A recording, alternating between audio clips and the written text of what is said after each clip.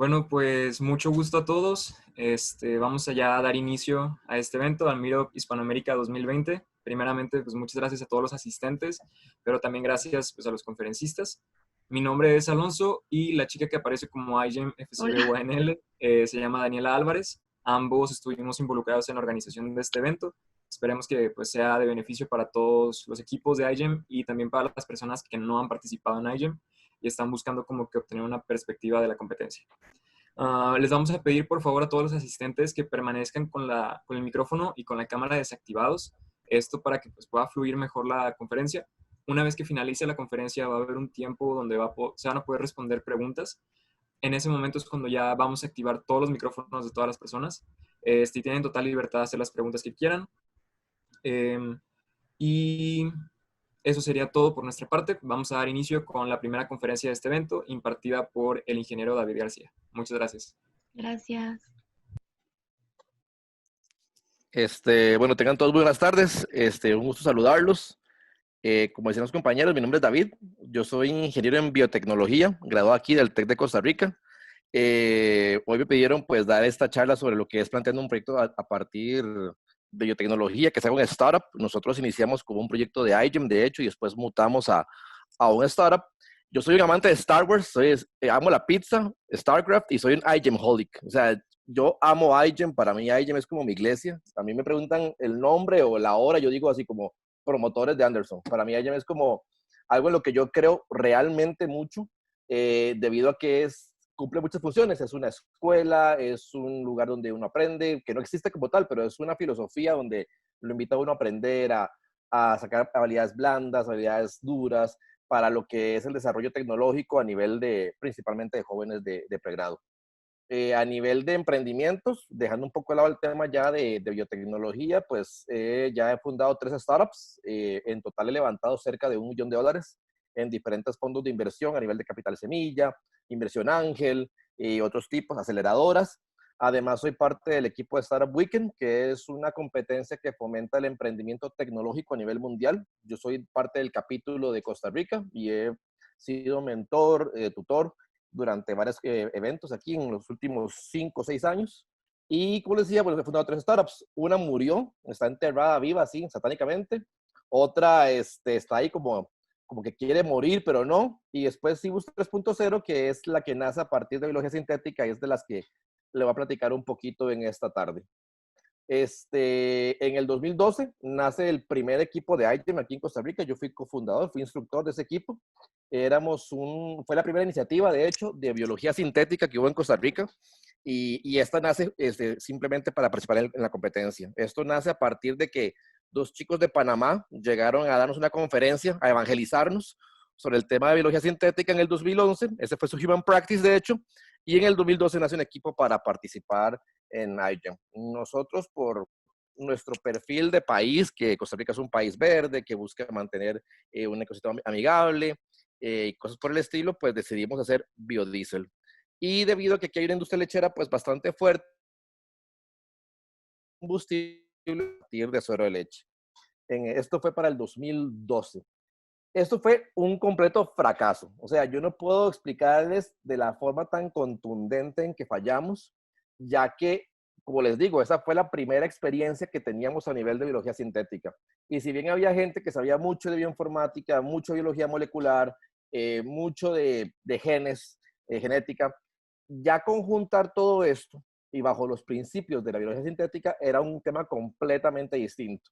Y más que nos enfrentábamos a muchas cosas, a muchos issues que tal vez el país todavía no enfrentaba, que parece mentira, pero todavía no estábamos listos. Siempre cuento la historia, por ejemplo, de que cuando nos mandaron las cajas estas que mandan las visitas de IGEM, que antes eran muy importantes, siguen siendo, pero antes era todavía más importante, porque era la base de todo proyecto, en bodegas la paran. Y en bodegas, cuando yo voy a pedir que me las den, me dicen, no, es que ocupa la hoja de seguridad del ADN. Y yo siempre pensaba, ¿qué le dice a uno a alguien que le pide la hoja de seguridad del ADN? O sea, la persona que está hablando con uno no tiene ni idea de lo que está hablando. Y así ese fue como una de mil anécdotas que hicieron que el proyecto pues no funcionara y que en general no pudiéramos avanzar en los tiempos que alguien pedía. Con contarles que de hecho logramos sacar las cajas como 2 veces antes de que acabara la competencia. La wiki ni siquiera le entramos mucho, más bien nosotros tontamente, por falta de experiencia, pusimos como a la persona que menos trabajaba en el equipo a hacer la wiki, y eso fue también un desastre. Y bueno, para no hacer más larga la historia, en el 2012 fue un tema meramente aprendizaje. Vamos en el 2013 otra vez y la historia pues no fue muy distinta. Cometimos errores nuevos, diferentes, pero errores al mismo tiempo. Entonces, ya después, al final, después de 2 años, por consejo o por conversaciones con otra gente, fuera del tema académico, nos dicen que por qué no formamos un startup, por qué no hacemos un emprendimiento a partir del proyecto que estábamos formando, porque a la gente le parecía muy interesante el tema tecnológico. Le parecía, y eso es para la clave, le parecía innovador el hecho de usar suero de leche para hacer biodiesel al final. Entonces, de ahí participamos en una competencia llamada Yo Emprendedor, donde, bueno, ganamos diferentes ítems. Y eso, lo más importante, es que nos mandaba a una competencia llamada Cleantech Open, que se generaba en Silicon Valley, que es la competencia más importante en temas de tecnología verde, tecnología que esté enfocada al medio ambiente. Para ir a esta competencia, previamente pasamos por un año aprendiendo de otras cosas que eran muy diferentes al tema de biotecnología. Todo lo que es mercadeo, comunicación, recursos humanos, finanzas, y es un mundo totalmente distinto. Es como que uno le habla en Swahili, básicamente, porque eran temas que nosotros no estábamos acostumbrados. Fue un año muy pesado, donde el equipo, el que antes era iGen, por ejemplo, nos dividimos en dos. Una parte se encargaba de la parte de laboratorio y otro grupo se encargaba de la parte de negocios. Y ahí estuvimos un año trabajando en todo lo que fue perfilar un proyecto de manejo de residuos en lo que fuera un emprendimiento para poder competir de forma eficiente en la competencia esta de Cleantech Open. Después de esto, después de pasar todo este periodo, vamos a Cleantech Open y la verdad es que nos fue muy bien. Sacamos el primer lugar en, en la categoría de transporte y el tercer lugar en el Global Forum Idea, que eran todas las categorías juntas. Ahí ganó Alemania, Israel y después Costa Rica.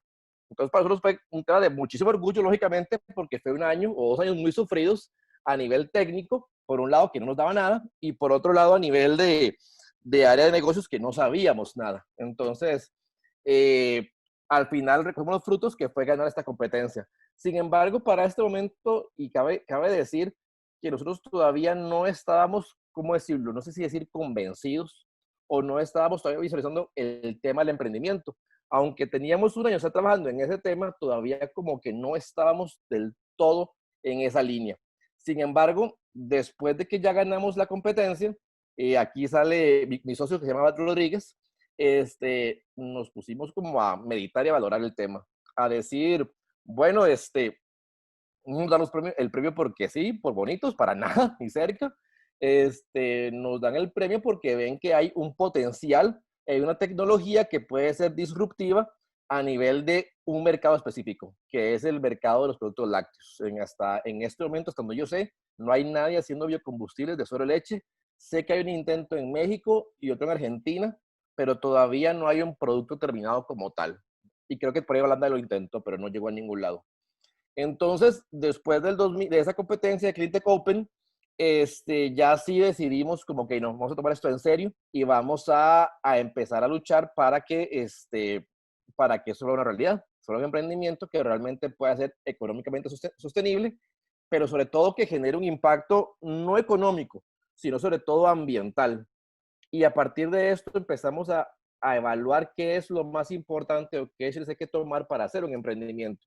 Y algo que es muy clásico en cualquier en cualquier proyecto de clases, por ejemplo, de la academia, es que siempre están solamente biotecnólogos o ingenieros químicos o ingenieros en alimentos o cosas por el estilo. Entonces, lo primero que hicimos fue reclutar a alguien que fuera algo completamente distinto y metimos a alguien de finanzas, porque nosotros somos excelentes compradores. Nosotros somos unos shoppingholics bajados en el tema de comprar centrífugas, termocicladores, computadoras, pero nunca pensamos en que eso sea sostenible, en que eso tenga una lógica, en que tenga un retorno, en que realmente el dinero nos alcance a fin de año para pagar los genes, los reactivos, las enzimas que necesitamos para hacer todo el proceso. Y de ahí que muchos del grupo se salieron porque ya no estaban interesados en el tema del emprendimiento de la startup y así fundamos Cibus 3.0, donde somos hoy en día 5 socios. Mi persona, David García, después está Silver Ceballos, que él está sacando la maestría en la UCR en microbiología, Abad Rodríguez, que trabaja en la Universidad Nacional, y María Ángela, que ella es nuestra analista de finanzas. De hecho, ella fue la que nos dio asesoramiento durante el año previo a ir a Clínica Open, y Ricardo Alvarado, que tiene un doctorado en biofísica en Francia. Entonces, este era Cibus hasta ese momento, y fuimos los que dijimos, damos un paso adelante, buscando que nuestro proyecto de iGEM no sea nada más o se quede un proyecto académico, que no sea nada más una idea que queda la wiki muy bonita. Bueno, no será fea, pero donde queda la wiki nada más, sino que queríamos llevarlo a un punto más allá de la academia. Y por eso reclutamos a María Ángela, que es una experta en finanzas. Ahora, para esta exposición me dio la tarea de, por ejemplo, hacer una encuesta entre varias gente que no emprende y dice, bueno, ¿por qué es que usted haría un emprendimiento, una empresa? ¿Por qué usted quiere emprender o por qué usted quisiera emprender? ¿Por qué razón lo motivaría a hacer esto? Y todo el mundo lo que decía es ganar dinero, ser famoso, tener un estilo de vida interesante o inclusive hasta poder. Entonces, básicamente lo que ellos describían era un chapo. O sea, nadie describía a alguien que realmente fuera disruptivo, alguien que generara un impacto positivo en la sociedad, sino que mucha gente que dichosamente es la que no emprende, iban por las razones que tal vez no son las más, ¿cómo decirlo?, correctas, no sé si decirlo, pero sí las más importantes, por lo menos que llevan verdaderamente a la gente a emprender.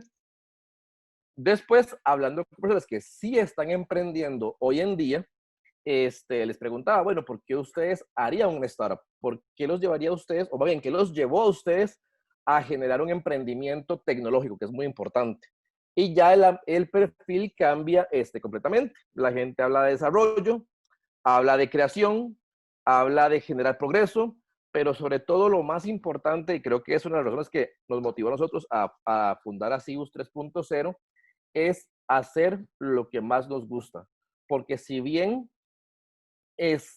uno tiene jefes, que no es fácil que uno no tenga jefes, uno tiene jefes, y más allá de que uno tenga un horario pues más flexible, es exageradamente demandante el poder fundar un emprendimiento. Es muy demandante, es muy cansado, tiene muchos problemas, pero realmente la gran diferencia, y yo trabajo en la academia, que es unos trabajos soñados, uno realmente tiene el control absoluto de lo que uno realmente quiere hacer, de lo que a uno le gusta, y eso le da un sentimiento de libertad muy poderoso.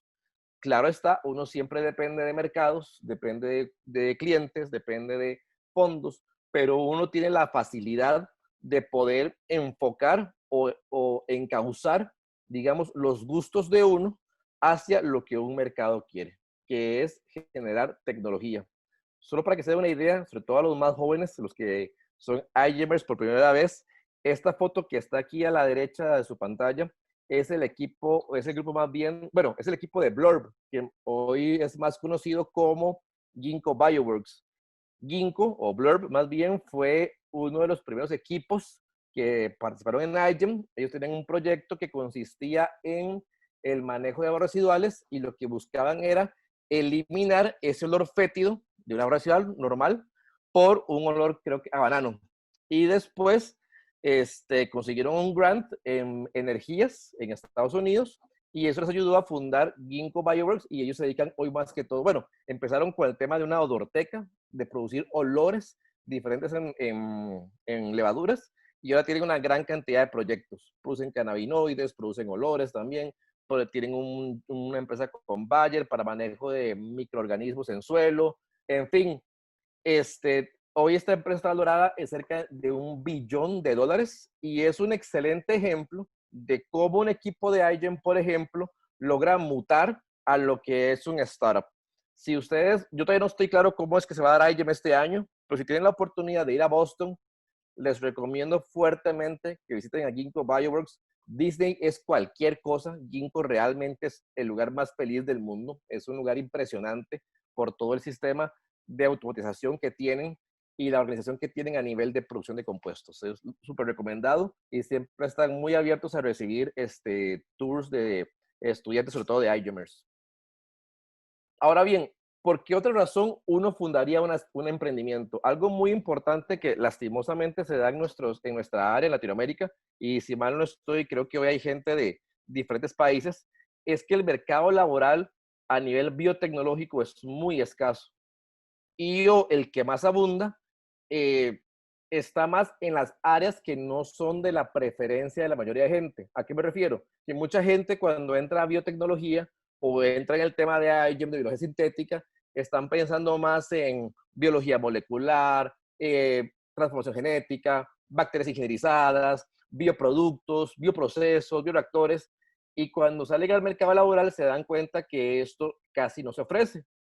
Por ejemplo, haciendo una encuesta también entre amigos en México, Guatemala, bueno, Costa Rica, lógicamente, Panamá y Perú, la principal fuente de empleo es el control de calidad. Es entrar a una empresa de alimentos, como decir, no sé, alguna lechería, algo por el estilo, o entrar a una empresa de dispositivos médicos. Aquí en Costa Rica es uno de los hubs más importantes del mundo en lo que son producción de dispositivos médicos. Y lo que hacen ahí es hacer control de calidad, que es un trabajo buenísimo y que dice que existen estos mercados, pero lógicamente aquella persona que más en transformación, en transportadores, en enzimas, en ingeniería de proteínas, por ejemplo, no se veía viendo si una Coca-Cola tiene un hongo o una bacteria o sale contaminada, cosa que de hecho no pasa porque en sí los procesos son muy limpios, muy bien establecidos y es muy difícil inclusive lograr ver algo interesante. Entonces, fuera de la academia, la verdad es que el trabajo no es que falte, pero no hay una gran gama de posibilidades que le den al ingeniero en biotecnología o al enfocado en biología sintética una opción de trabajar en lo que realmente gusta. Y esto se ha dado principalmente porque no se ha dado una cultura de fomento de emprendimiento, muy diferente a lo que es Europa y Estados Unidos. Sin querer entrar en una discusión de izquierda y derecha y todo ese tipo de cosas que para el día de hoy no interesan en lo más mínimo, sí ha sido una característica a nivel de Latinoamérica, gobiernos que han buscado dar esto al pueblo y el pueblo no se ha visto fomentado a generar emprendimiento. Se ha acostumbrado mucho a que el gobierno lo da todo y la verdad es que entramos en una zona de confort donde las personas no les hace falta emprender. Diferente mucho a la realidad estadounidense, a la realidad europea, por ejemplo. De ahí que no ha habido una fuerte innovación en el emprendimiento, sobre todo el tecnológico, sino un emprendimiento más que todo clásico. Y de ahí que, por ejemplo, los principales grupos de financiamiento financien, vaya de redundancia, empresas clásicas. Y lógicamente ven con un muy alto riesgo empresas de alta tecnología. Sin embargo, esto sí ha ido cambiando en los últimos años y ahora encontramos cada vez más emprendimientos en diferentes países, sobre todo lo que es Argentina, Brasil, Colombia, México también está dando bastante, Costa Rica está también haciendo un cambio a eso, no solamente en el fomento de emprendimiento en general, sino al tema de fomentar lo que es el emprendimiento tecnológico. Y es que durante los últimos años esa tarea se le ha dado principalmente a las universidades, ya sean públicos o privadas. Y es hasta ahora que tenemos ejemplos como Startup Chile o otros en Argentina, donde ya se busca fomentar un emprendimiento de conocimiento y no tanto de labor o de trabajo, que es lo que se ha venido fomentando en los últimos años. Biología sintética o biotecnología, lógicamente es el campo más rezagado, pues porque tiene una inversión muy fuerte. Solo para contarles, por ejemplo, el primer gen que yo compré en el 2012, de hecho, me costó $300, por ejemplo, lo cual era bastante alto por un solo gen. 400 $500 me costó. Hoy en día, ese mismo gen, yo saqué la cuenta, me cuesta $100 hoy en día, puesto en mi laboratorio a las 2 semanas. Antes eran 2, 3 meses de esperarlo. Y esta reducción en los costos de investigación está llevando a que cada vez hayan más y más emprendimientos en biotecnología. Por ejemplo, antes solo se invertía en lo que es informática, lo que son aplicaciones, herramientas web, porque entre comillas son muy baratas. Alguien pone la computadora, hace la aplicación y listo. No hay mayor gasto. Mientras que un proyecto de biotecnología podría costar alrededor de $100,000, por lo que es la compra de equipo. Dentro de los expositores, creo, si mal no estoy, expone Minerva de Cintia, y ella va a hablar algo impresionante, que es una nueva línea de equipo que se genera de bajo costo, que está ayudando mucho a que surjan más y más emprendimientos en biotecnología y lógicamente también en biología sintética. Ahora, ¿cuál es el perfil de alguien que emprende? O sea, ¿quién emprende? Porque muchas veces pensamos que tiene que ser la persona de empresas o la persona que le gusta los negocios, y no necesariamente.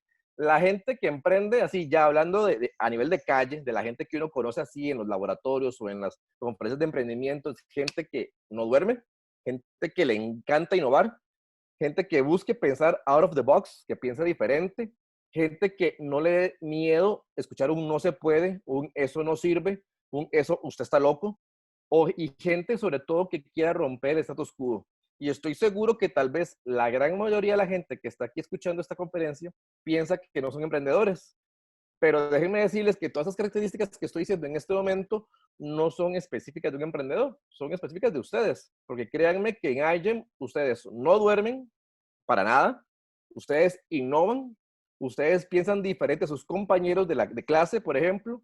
A ustedes van a decir no todos los días, pero al final, en octubre o en noviembre, cuando sea el evento, el Giant Jamboree, ustedes se van a dar cuenta que ustedes rompieron el status quo. No solo un tema a nivel de mundial, sino que sobre todo a nivel local, donde es donde ustedes encuentran más resistencia. Y van a ver que sus ideas, las que hoy parecen locas, las que parecen absurdas, son las ideas que realmente van a generar interés, no tanto solo a inversionistas, sino a la misma gente de su academia, cuando vean gente tan joven, es dedicada, es brillante y llevan ideas sobre todo a la ejecución, que es lo más importante aquí. Hay un dicho que dice, billetera mata galán, ejecución mata idea en el emprendimiento. Y ustedes hoy están ejecutando ideas, que eso es de lo más importante de iGEM. Y entonces noten que cada vez ustedes se acercan más a un tema de generar una startup, lejos de simplemente pensar qué bonito sería hacer algo porque sí. Ahora, ¿cómo es que se plantea una startup? ¿Cómo es que ustedes generan una idea de negocio como tal? Y ya tal vez buscando despegarnos un poquito de lo que es el tema académico. Ustedes hoy ya tienen dos cosas que son las más importantes, que es una idea, primero, y sobre todo lo más importante, el equipo. El equipo es lo más indispensable que hay a la hora de hacer una idea tecnológica, ya sea de iGEM o un emprendimiento o cualquier actividad. No importa la idea que ustedes tengan, por más mala que sea, un buen equipo lleva esa idea al éxito, por lo menos a la conclusión. Mientras que un mal equipo, un equipo que no se lleve a conjuntar, un equipo que tenga una mala relación, un mal ambiente, no importa qué tan buena sea la idea, esa idea jamás va a surgir. Entonces no olviden nunca que lo más importante no son los genes ni las bacterias, sino son sus compañeros que están a la par suya, porque son los que realmente van a generar esa idea, son los que con ustedes van a emprender esa idea y van a llevarla al éxito final, o por lo menos a la conclusión, que al final es lo importante. No importa si se tiene éxito o no, sino es concluir para poder aprender tanto lo bueno como lo malo que se ha hecho. Una vez que ya tienen eso, que es la idea del equipo, hay tres puntos muy importantes. Es el usuario, el mercado y la innovación. El usuario es pensar quién va a usar esto. Y por lo menos, y algo que sí les digo es que aunque ustedes no emprendan en su vida, sí es importante tener esas habilidades porque les ayudan a generar proyectos, aunque sea dentro de una empresa o dentro de la academia. Y es importante preguntarse siempre quién es el principal usuario de lo que yo estoy generando. No importa si es la ciencia más básica que se puedan imaginar.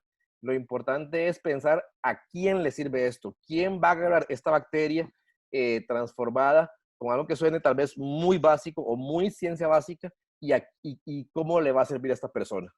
Después de esto sigue el mercado.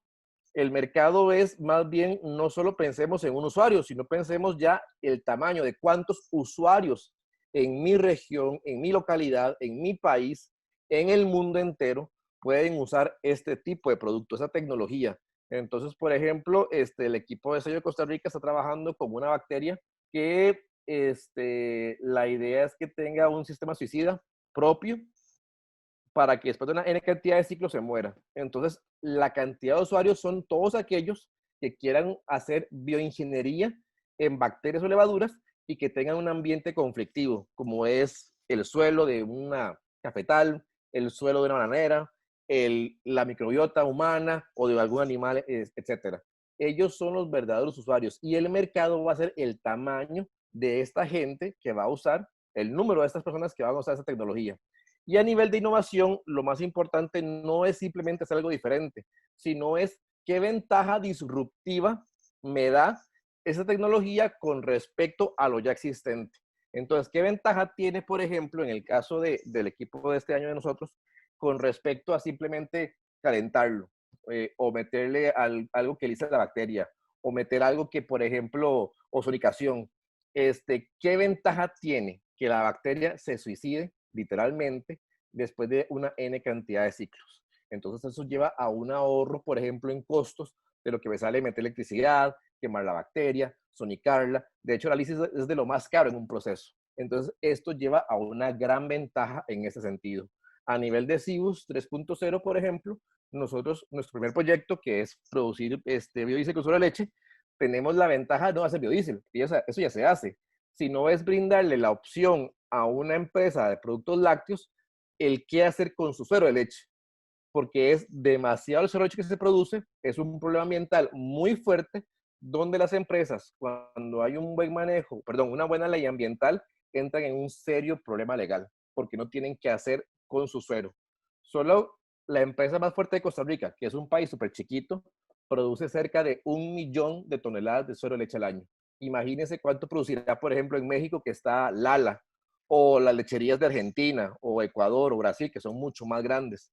Es una cantidad tan fuerte, tan grande, que realmente la gente no sabe qué hacer. Entonces, más allá de darles un biodiesel en regreso, es que ya les eliminamos el dolor de cabeza de lo que es el suero de leche. Y esto es clave. ¿Qué dolor de cabeza están ustedes aliviando con su tecnología? Su tecnología es una aspirina. Y la pregunta es, esta aspirina, ¿qué dolor de cabeza va a poder, va a poder aliviar?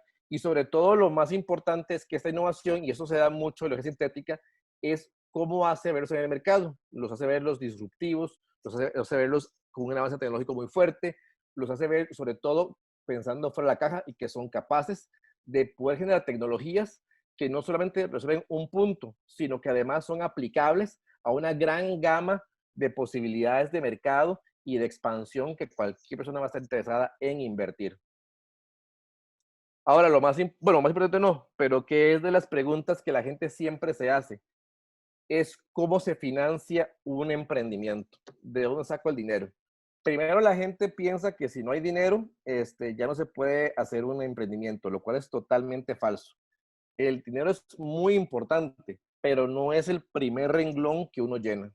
Los primeros renglones que uno llena son los que hablamos anteriormente. El tema de identificar usuario, el mercado, la innovación, cómo me diferencio yo de la competencia, porque esos son los que me pueden definir inclusive el éxito de la empresa.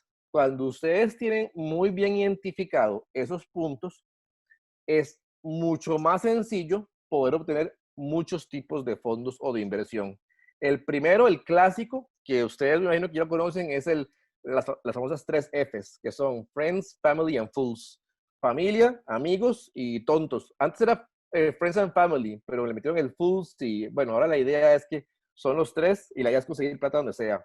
Cibus, por ejemplo, nuestro primer fondo, el primero que tuvimos nosotros, fueron $10,000, que fue de un Friends and Family, que está entre Fools y Friends, pero bueno, ahí está. Y con eso compramos los primeros genes, que al final, la verdad, él no lo sabe, pero no sirvieron para nada los genes, porque estamos aprendiendo todavía. Pero bueno, llevó a un proceso de aprendizaje que nos ha llevado ahora a poder seguir innovando y generando mejor tecnología. Pero es definitivamente la primera línea de inversión. Un préstamo a sus papás, un regalo de Navidad, un amigo que quiere invertir o un amigo conoce a alguien que quiere invertir y está dispuesto a arriesgar $1,000, $2,000 y eso les permite a ustedes comprar cosas muy, muy básicas que son necesarias. Placas Petri, un LV, una bacteria, un gen, y ahí van traveseando para ir viendo, digamos, qué es el primer paso que tienen que hacer ustedes para que esto tenga una luz, una cara de que pueda servir. Después de esto, viene lo que es el capital semilla, El capital semilla sucede en casi todos los países. Estos generalmente son de gobierno. Por ejemplo, los ejemplos que saqué hoy rápido, en Costa Rica en este momento están dando entre 10,000 y 60,000 dólares cuando se tiene nada más la idea, cuando no hay nada más. Después ya usted consigue 250,000 dólares cuando usted ya está facturando, cuando vende algo. Panamá anda muy parecido, 25,000, 50,000 dólares y una segunda fase de 50,000. Pero de una vez les paso a los que no saben, existe una aceleradora muy importante llamada Rebel Bio, que es la más importante del mundo en este momento y está enfocada principalmente a biotecnología y hasta con tintes de biología sintética. Hay varios capítulos o varias sedes en este momento. Está Rebel Bio, que está en Irlanda, está Indie Bio, que está en California, y acaba de salir un nuevo capítulo que está en Nueva York. Ellos, por ejemplo, dan en este momento entre 100,000 y 150,000 dólares por un 8% de la empresa, lo cual es un negocio bastante bueno, pero la verdad es que lo importante de Rebel Bio no son esos 150,000 dólares, que al final sí alivian mucho y sirven mucho, pero lo verdaderamente importante es que ustedes van a estas sedes, les dan clases de emprendimiento, de cómo fomentar una empresa, cómo hacerla más fuerte, y ustedes tienen acceso, por ejemplo, a grupos de inversión más grandes que pueden invertir un dinero todavía más fuerte.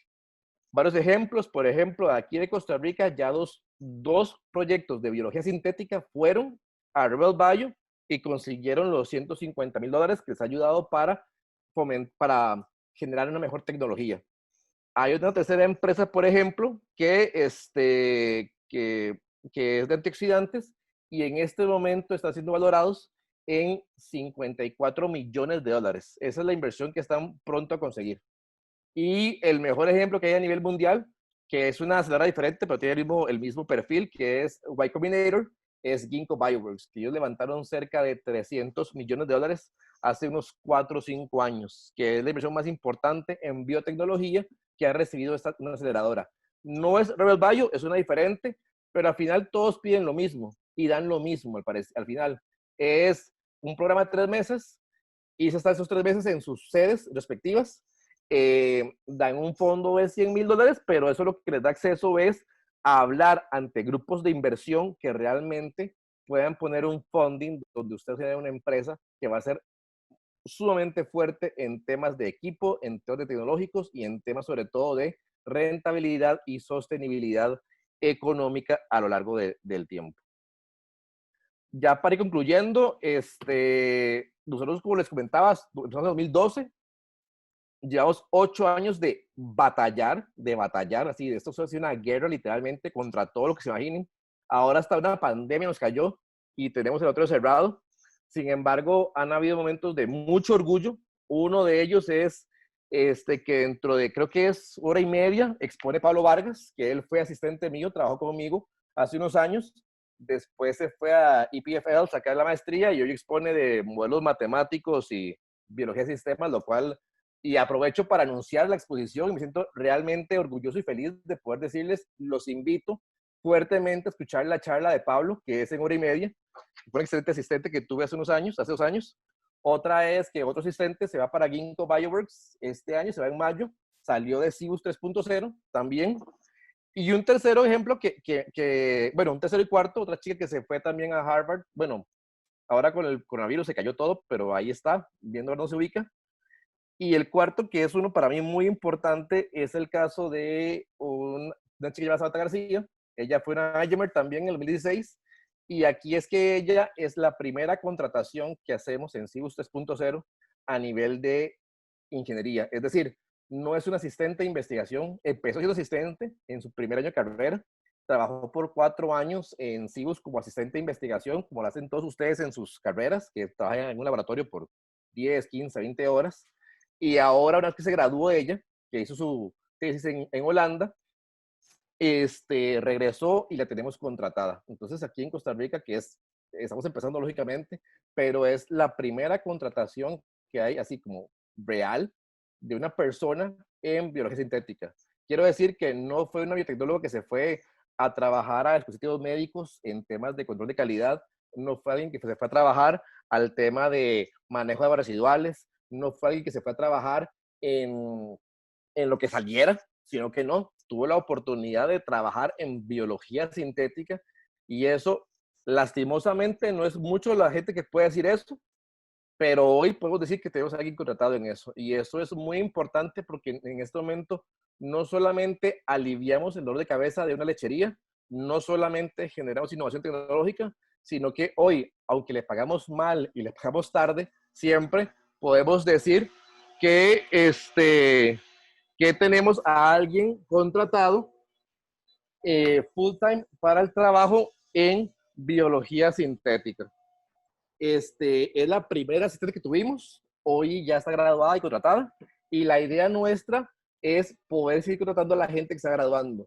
Por política de CIBUS, nosotros siempre metemos gente de primer o segundo año de carrera, lo metemos muy junior, con el fin de que puedan aprender primero, después metemos en la lógica, en la filosofía de la empresa, y ya después, Samantha, como un ejemplo, se gradúa y trabaja con nosotros, y la idea es replicar esto con otros asistentes que tenemos en línea, que ya están empezando a dar sus pasos, no como un simple asistente, sino como bioingenieros, generando alternativas o estrategias en temas de CRISPR, de quorum sensing, de extracción de lípidos, caracterización, y ojalá ya en un año que se gradúan, decir, están contratadas y ya no solo sea Samantha, sino que hablemos de 3, 4 y ojalá más personas, depende de las necesidades de la empresa también, lógicamente. Quiero agradecer sobre todo a Camilo, Minerva, Pablo y Adriana, que me dieron los insights sobre todo lo que es la parte de cómo se está manejando Latinoamérica, desde lo que es México, lo que es Guatemala, lo que es Perú, a nivel laboral para un biotecnólogo, al equipo de la Facultad de Ciencias Biológicas de la Universidad Autónoma de Nuevo León, de IGEM, de este año, por la invitación, al equipo de IGEM de Costa Rica 2020, que es por ellos que estoy aquí, a Heber Torres, que es el Secondary PI del equipo de la UANL, y que está colaborando con el tema de este simposio, y un fuerte agradecimiento a Ana Cifuentes, no sé si está aquí, yo sé que expone un día de estos, porque si hay alguien que se ha puesto la camiseta para que Latinoamérica tenga una buena participación en IGEM, ha sido Ana. Ella es alguien de México que está trabajando en IGEM, y ella siempre ha velado y ha tratado de que los equipos latinoamericanos den lo mejor de sí. Entonces, de verdad que muchas gracias a Ana, que siempre la estoy molestando, y también a Camilo, y eso es todo. Muchas gracias.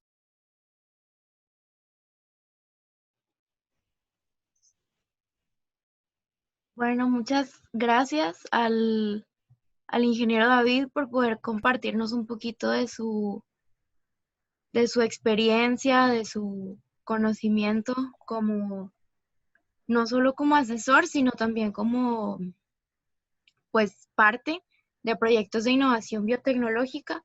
Entonces vamos a iniciar la sesión de preguntas. Si alguien tiene alguna pregunta, ya están sus micrófonos activados y también está el chat disponible. Nada más de preferencia, todos los que no vayan a hacer ninguna pregunta, si pueden mantener silenciados sus micrófonos por lo pronto. Y también, pues sí, no, iba a decir otra opción para participar, pero pues nada más que una persona hable.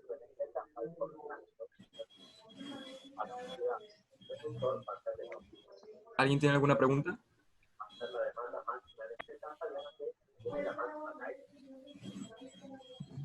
Comentario, todo se vale. Bueno, yo creo que para empezar, yo le puedo hacer una pregunta para romper el hielo.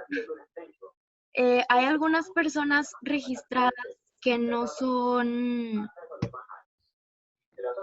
parte de IGEM. Entonces, ¿qué experiencia ha tenido usted con gente que quiere emprender y que no tiene un equipo formado o que a lo mejor no tiene pues esa facilidad de que ya está dentro de un grupo de investigación o de innovación?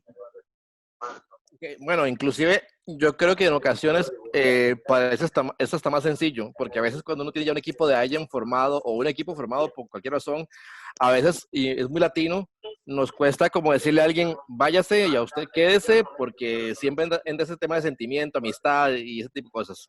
Y en negocios eso no tiene que existir. Cuando no hay un equipo y tengo una idea y quiero completar ese equipo, lo que yo recomiendo siempre es buscar los espacios que ya existen en toda Latinoamérica de co-creación. Es decir, ya las universidades, sobre todo, tienen sus incubadoras, aceleradoras, o privadas, y casi todas siempre tienen eventos mensuales, o quincenales inclusive, donde hablan de charlas. Por ejemplo, hay uno muy famoso llamado First Tuesday, primer martes, que se da en casi todos los países y llega gente de todas las áreas. Yo inclusive iba, aunque no fuera de biotecnología, y ahí uno conoce gente y va viendo habilidades que, que le pueden servir a uno para algún tipo de negocio, o contactos que generan los contactos. Por ejemplo, yo ahora por el tema del coronavirus, me llamó un señor que no tengo ni idea quién es, me llamó porque él quería hacer una librería de ARN, y al final eso no sirvió, pero me asocié con otros tres que estaban en la idea original e hicimos otro proyecto completamente diferente.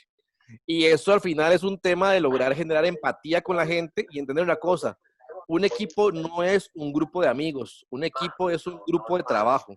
Entonces uno tiene que tener muy claro eso, de que no es llegar y buscar a alguien con quien tomarse las cervezas, o los frescos, o las hamburguesas, o los chiles, sino es alguien con quien,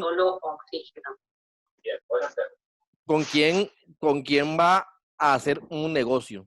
Y en esos espacios de co-creación, que estoy seguro que todos los países lo tienen, uno va a encontrar gente de todo tipo, gente de negocios, de electrónica, de computación, de finanzas, y son personas que o son ellos o conocen a alguien que pueda ser interesado, y es nada más de compartir, de ver quién sí, quién no, y empezar a trabajar juntos. Y sobre la marcha se va dando cuenta uno quién sí y quién no puede ser un equipo de co-creación tecnológica para generar un emprendimiento.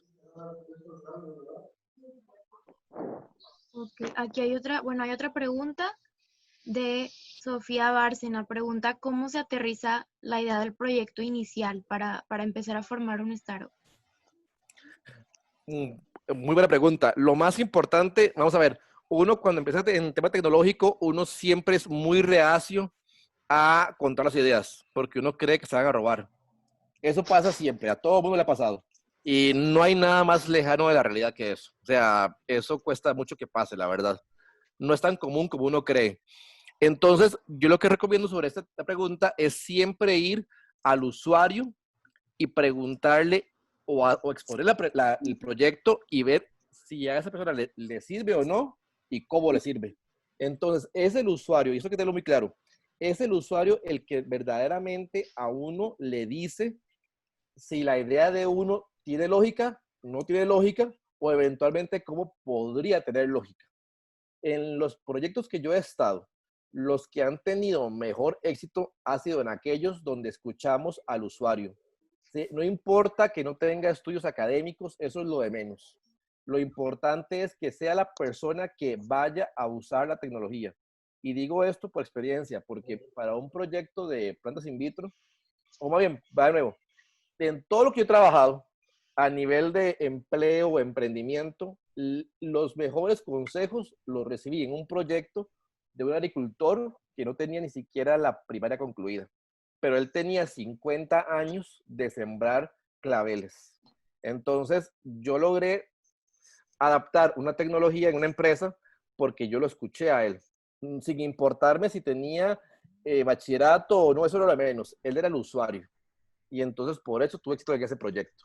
Y así ha sido siempre. Siempre que escuchamos al usuario, vamos a poder generar una mejor tecnología, vamos a poder aterrizarla, como preguntaban, mucho mejor, porque vamos de la mano de que verdaderamente tiene el dolor de cabeza. Muy bien. La siguiente pregunta sería por parte de Roberto Olvera. De hecho, se supone que ya pueden desactivar su micrófono, así que Robert, no sé si quieras intentarlo.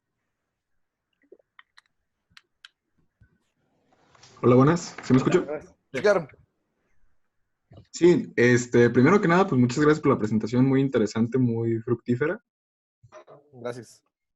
Y, pues en realidad tengo dos preguntas para usted. La primera es, ¿cuáles considera usted que son los puntos débiles que se tienen que cuidar cuando se está creando un proyecto en Agem? Ok, cuando un proyecto en Agem es, bueno, aquí dos cosas que van a sonar como contradictorias, pero hay que saber balancearlas. La primera es tener muy claro de las actividades y el tiempo.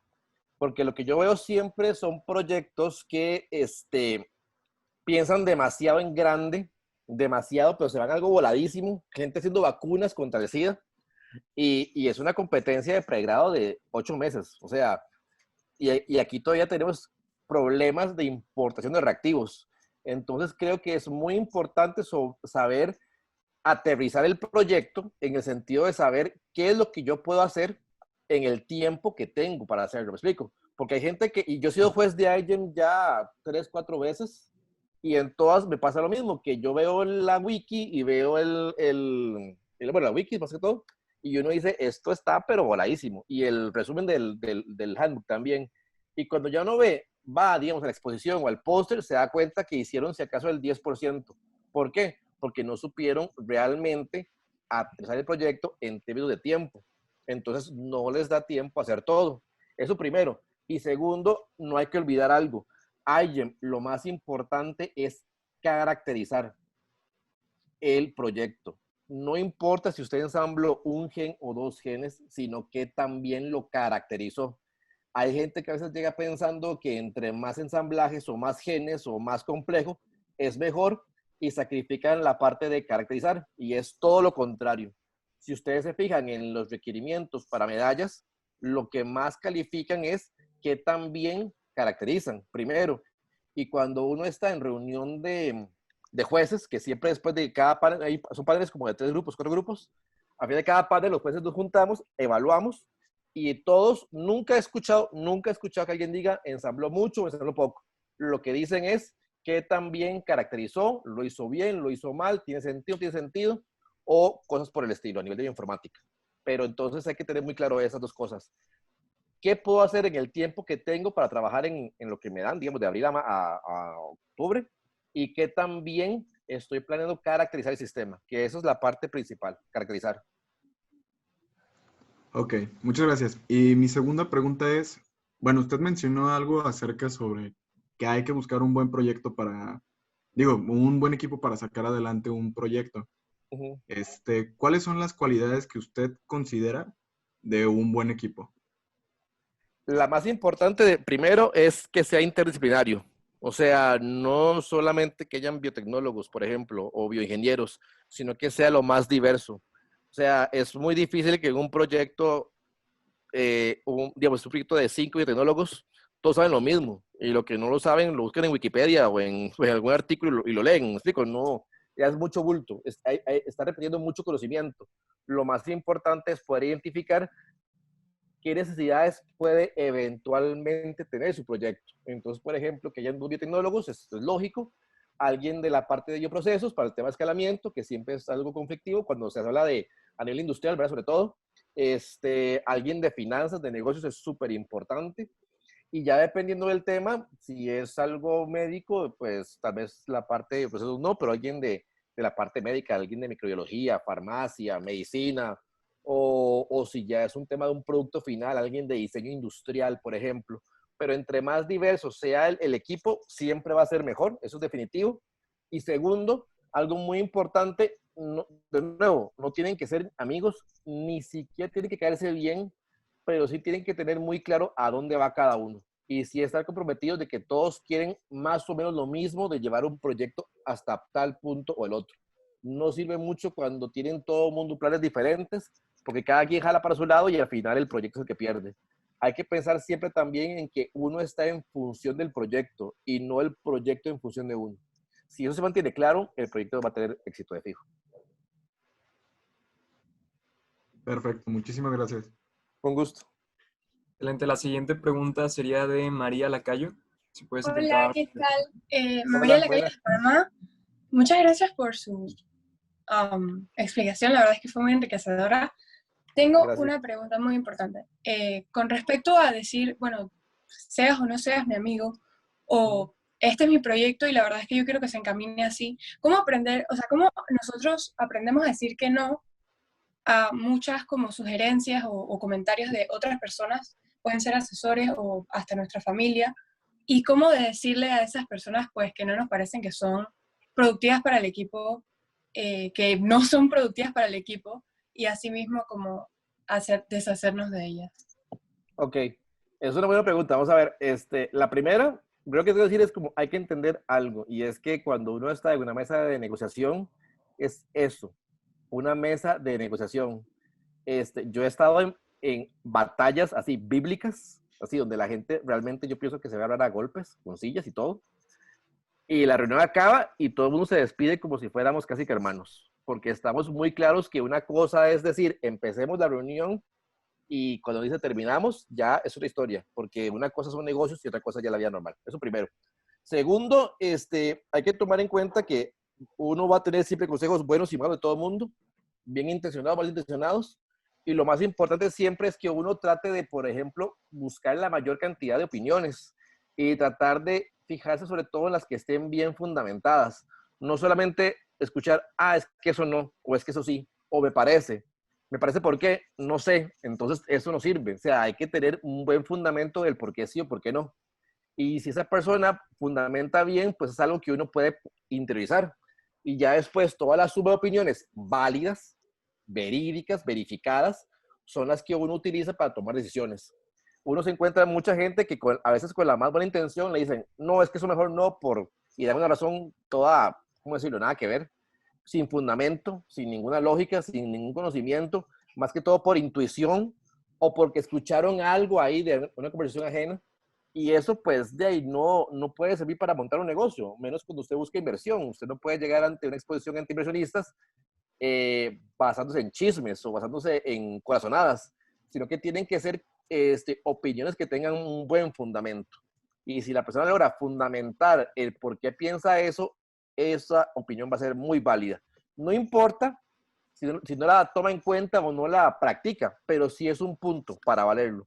Un punto que va a ser, a veces no solamente escuchar sí, sino escuchar un no. Y esos no me pueden ayudar a mí a hacer más fuerte mi propuesta o también dejarme ver que, hey, esto no sirve, me explico.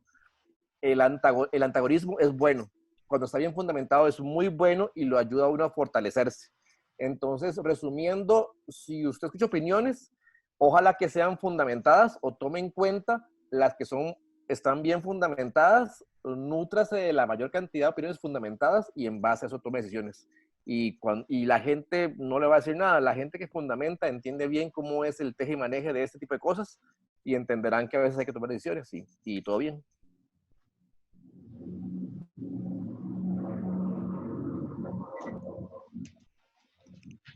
Perdón, la siguiente pregunta sería de parte de Benjamín Mendoza. Hola, buenas tardes. Buenas tardes. Mi pregunta es acerca de la publicidad. ¿Qué consejos darías o cómo es una manera en que funcione el dar a conocer tu proyecto al mundo? ¿Cuál es un consejo que darías en ese aspecto? Claro, aquí vamos a ver, uno trabaja, a grosso modo hay dos tipos de negocios, el B2B y el B2C. El B2C es business to customer y el B2B es business to business, que es negocio a negocio o negocio a cliente. Entonces, por ejemplo, cuando es un negocio a cliente, o sea, a un usuario final, es muy importante conocer el mercado, o sea, quién va a ser mi usuario o mis usuarios y ver en qué mundo se manejan, por decir un ejemplo. Entonces, por ejemplo, si yo voy a hacer un producto que va enfocado para gente de los 18 a los 23 años, por ahí, pues yo sé que redes sociales es la mejor forma. Instagram, ahora TikTok, por ejemplo. Depende del país, puede ser Twitter o no, o Facebook. Entonces, por ahí va. Mientras que si tengo un mercado meta de, qué sé yo, de los 60, 80 años, sería absurdo, y los he visto, sería absurdo pensar en redes sociales, porque es un mercado que ya, pues, con cosas usan el teléfono inteligente o de una forma como amplia, y he visto proyectos que hacen eso, y esa es la peor forma, porque no está acorde al mercado. Perdón, no está acorde al mercado. Entonces, lo más importante no es solo identificar la forma de promocionar, sino es entender el mercado, cuáles son sus gustos, qué lugares visitan, qué redes visitan, qué leen el periódico, escuchan el radio, ven TikTok, Instagram. Esa es la mejor forma, conocer el mercado. Y una vez que usted conoce muy bien su mercado, que lo tiene segmentado primero, que lo conoce bien, lo segmenta, va a ser mucho más sencillo encontrar los canales de publicidad. Eso partiendo de que sea un negocio para un cliente final. Cuando es un negocio a negocio, o sea, que usted le vende a otra empresa, por ejemplo, en mi caso, a una empresa láctea, o alguien le quiere vender a Pfizer, por ejemplo, o alguien le quiere vender, qué sé yo, no sé, a alguna empresa de estas grandes, generalmente lo más valioso es asistir a ferias. En Europa, por ejemplo, hay ferias de todo tipo, ferias de bioenergías, ferias de alimentos, ferias de biotecnología, y en ese tipo de ferias, usted, por ejemplo, va a encontrar de todo, va a encontrar socios, va a encontrar distribuidores, va a encontrar compradores, va a encontrar a empresarios que son los que realmente a usted le van a servir. Difícilmente a un empresario se le llega por redes sociales e inclusive correo electrónico es complicado. Mientras que en una feria de negocios, que esas abundan en Latinoamérica y en Europa, Estados Unidos, en todo lado, usted puede encontrar al cliente o al distribuidor o al socio óptimo que le puede llevar a usted a una venta o a una colocación o a algún contrato. Eso es definitivo. O sea, cuando son empresas, es lo mejor una feria. De ahí que sean tan caras. Pero sí mucha gente en su presupuesto, y cuando usted hace un presupuesto para una inversión, digamos, ya sea ángel o de riesgo, la gente siempre, y es un consejo, metan siempre ferias. Y es bueno identificar ferias a nivel regional, que ustedes vean importantes y que asista el tipo de cliente que ustedes buscan. En Europa ustedes van a encontrar N cantidad de ferias de todo tipo. En Latinoamérica se dan algunas, pero son más clásicas. Entonces, por ejemplo, aquí hay un encuentro lechero otros años, es uno que intentamos ir siempre, de hecho expusimos el último año, y queremos ir ahora siempre porque es lógicamente donde encontramos los clientes que vamos. Difícilmente habrá alguien, el encargado de ambiental de una empresa láctea viendo Instagram dónde está Cibus, me explico. Entonces, cuando son negocios a negocios, es mejor ferias. Cuando es negocio a usuario, es segmentarlo, estudiarlo y así ver dónde se mueve para después empezar a hacer el advertising del caso. Muchas gracias. Un gusto. Excelente. La siguiente pregunta sería de Valerie Robles. Sí, primero, muchas gracias por la presentación. Estuvo muy dinámica y bastante informativa. Ahora mencionaba que los proyectos de IGEM tienen que ser como visionarios y en poco tiempo. ¿Y qué recomendaciones nos podría dar para desarrollar uno así? Porque en el caso de mi equipo, sí nos fuimos como muy extremistas a querer considerar vacunas y todo ese tipo de situaciones. Pero dado a lo que usted nos acaba de comentar, pues ya veo una perspectiva totalmente diferente. Les recomiendo que, por ejemplo, estudien, se me va el nombre, un grupo que se llama, era de hacer, busquen Blood en internet, en IGEM, hicieron sangre en el 2015, creo que fue. Es un equipo, fue muy interesante, por ejemplo, porque ellos fueron y les iba mal siempre. Hasta el último año lo hicieron todo bien, pero es que siempre prometían sangre y nunca tenían sangre, lógicamente, tenían una parte muy pequeña. Entonces yo siento que lo más importante es que si tienen un proyecto muy grande, eso lo hagan por bloques. Entonces ustedes dicen, por ejemplo, una vacuna. Bueno, para hacer una vacuna, voy a decir contra el coronavirus, por ejemplo, ¿verdad? Se va de 0 a 20. Entonces, este año vamos a enfocarnos en el tema 1. Y ese bloque 1, hacerlo bien, caracterizarlo bien, poner objetivos claros, concisos y ver cómo ustedes logran caracterizar esos objetivos. ¿Me explico?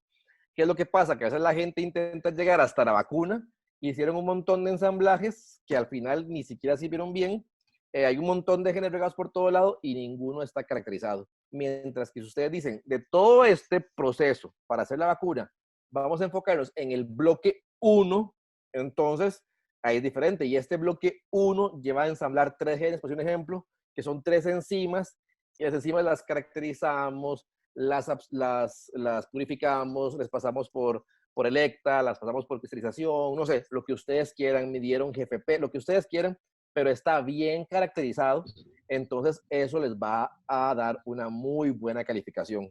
Muy diferente a alguien que diga, hicimos la vacuna, pero ni probamos si servía, no todo se expresa, y uno llega a las páginas al user part y no hay información, entonces eso es más complicado. Más complicado no, eso no les va a ir bien. Entonces les recomiendo que, aunque tenga un proyecto grande, no importa, enfóquense en un bloque, en una parte, y asegúrense de hacerla bien, de caracterizarla bien.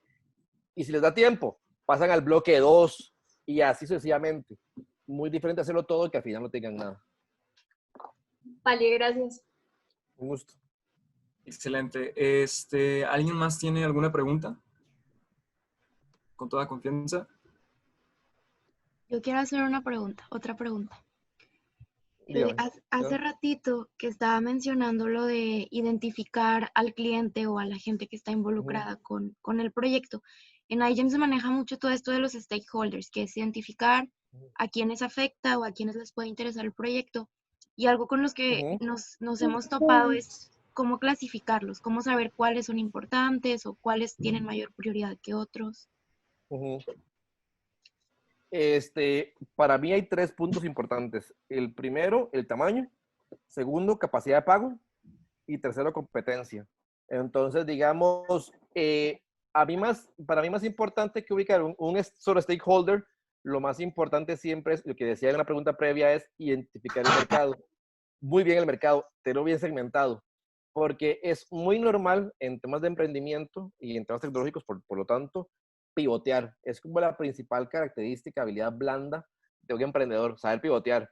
Puede que yo hoy escogí el mercado del suero lácteo y a mitad de camino, ya a la hora de trabajar, de tratar con las empresas, todo ese tipo de cosas, me encuentro que no, que tal vez lo más sencillo era irme a hacer biodiesel de piña, que aquí en Costa Rica sobre la piña. Por un ejemplo, ¿verdad? Entonces puedo pivotear, pero yo previamente identifiqué muy bien mi mercado, residuos agrícolas, composición, tamaño, capacidad de pago. Entonces me es muy fácil migrar de uno a otro. Siempre me quedo en el biodiesel, pero migré a otro residuo que ya tenía muy bien identificado. Nosotros, por ejemplo, usted sabe que para hacer biodiesel, lo que uno trabaja son con grasas, con TAGs. Nosotros lo que hemos hecho es segmentar el mercado, pero en función de lípidos. ¿Qué productos lipídicos son importantes? Entonces está el biodiesel, están los omegas, por ejemplo. Entonces tenemos esos mercados muy bien identificados para saber si tal vez hoy el biodiesel es muy interesante, pero por ejemplo, el barril de diésel cayó a menos de $1, algo así. Entonces hoy en día el biodiesel es carísimo. Entonces podemos migrar fácilmente a omegas. ¿Por qué? Porque la tecnología es casi que la misma, 95%. Entonces, podemos mirar a otro mercado, pero que la tecnología se adapta. Entonces, por eso, y hay menos competencia. Biodiesel hay mucha competencia. En producción de omegas hay menos competencia y paga mejor. El omega, por ejemplo, es más caro que el biodiesel. Entonces, vean que ahí tocamos los 3 puntos. ¿Quién lo va a usar? ¿Cuánto puede pagar? ¿Y qué tanta competencia hay? Esos 3 puntos son importantes. De nuevo, no para escoger a uno, sino para estudiar a una gran cantidad de stakeholders y poder después pivotear fácilmente de uno a otro. Porque eso es muy normal y es muy raro que alguien se case con su primer cliente. Que alguien se case con su primer cliente.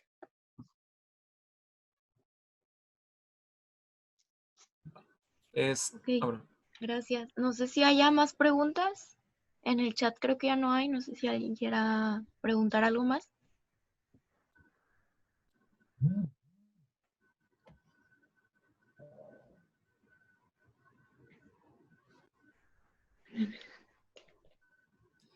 Entonces, pues aquí iríamos terminando.